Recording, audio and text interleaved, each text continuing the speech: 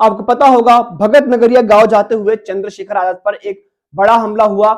हमले का नमूना आप देख सकते हो, आपके बगल में एक गाड़ी होगी जिसे चंद्रशेखर आजाद ने भी ट्वीट करके बताया है, कई लोगों ने सोशल मीडिया पर डाला है।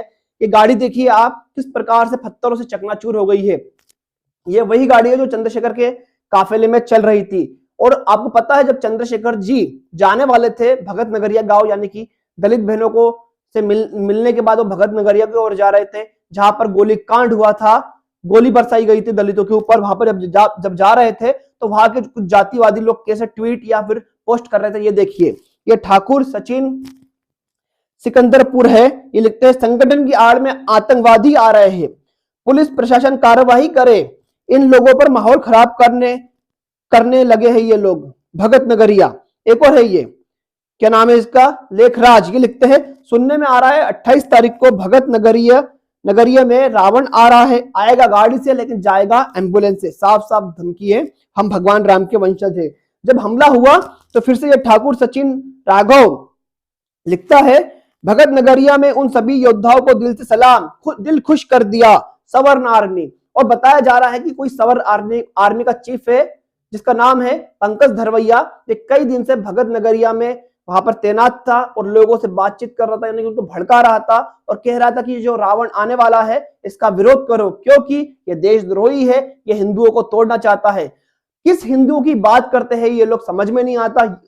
जिन दलितों पर गोलियां बरसाई गई, गोली कांड के जो लोग विक्टिम हैं, उनके लिए पंचायतें की जा रही है कि वो लोग सुलह कर ले, उनको दबाया जा रहा है, उनके लिए ये लोग पंचायत करते हैं और उन पर दबाव डालते हैं। और जब चंद्रशेखर जी उनसे मिलने जाते हैं तो लोगों को भड़काते हैं कि वो आ रहा है, उससे आने नहीं देंगे, उसके ऊपर फिर हमला करेंगे। फिर हमला करने की बात सुनकर कई लोग उत्साह, क्या बोलते हैं, उनके अंदर उत्साह आ जाता है, या फिर वो लोग इतना भर जाते हैं चंद्रशेखर के प्रति नफरत के अंदर कि वो फिर उनके ऊपर, उनके काफिले के ऊपर पत्थर बरसाने लगते हैं, जिससे ऐसी घटनाएं हो जाती है। ये पंकज धरवैया का नाम का व्यक्ति उस समय भी बहुत फेमस हुआ था, जब ये हाथरस में मनीषा वाल्मीकि का केस हुआ था, वहां पे भी चंद्रशेखर जा रहे थे, तो चंद्रशेखर को कई बार डराने धमकाने की इसने कोशिश करी थी। और वहां पर भी इसने जो ठाकुर समाज के लोग हैं उनसे पंचायत कराई थी कि हमारे लड़के ऐसे नहीं कर सकते।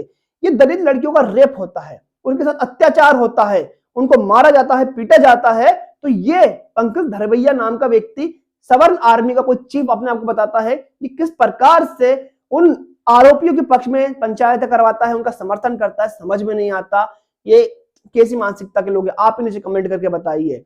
हालांकि दोस्तों सवाल तो अखिलेश यादव पर भी उठ रहे हैं।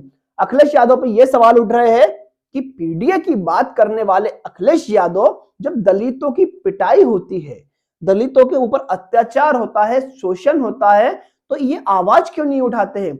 और जाति देखकर आवाज उठाते हैं क्या? क्योंकि जिन दलित बहनों के साथ अत्याचार हुआ, उनकी शादी टूटी, इतना उनके परिवार के साथ अपमान हुआ, उस मामले में अखिलेश यादव कहीं एक्टिव नहीं दिखाई दिए, समाजवादी पार्टी के कई लोग एक्टिव नहीं दिखाई दिए, कोई पीडीए की बात करने वाला व्यक्ति नहीं दिखाई दिया। जमीन पे तो छोड़िए महाराज, सोशल मीडिया पे भी दिखाई नहीं दिए ये लोग, क्योंकि हमला करने वाले, जातिवाद करने वाले लठेड़ थे, लठेड़ यानी यादव थे।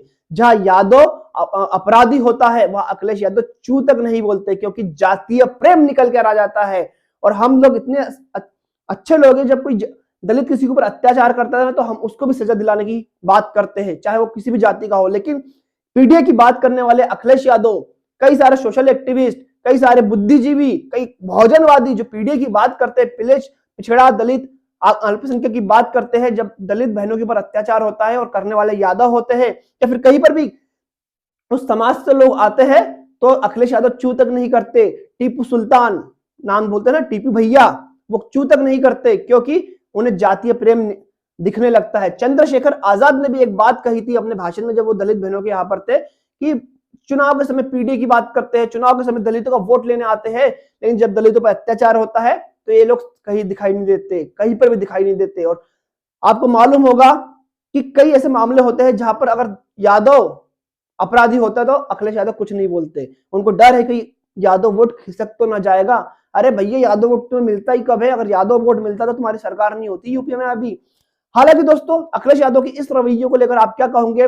बात तो ये पीडीए की करते हैं, लेकिन जब दलितों को पीटा जाता है तो ये कहते हैं और यादव है तो हम कुछ नहीं बोलेंगे।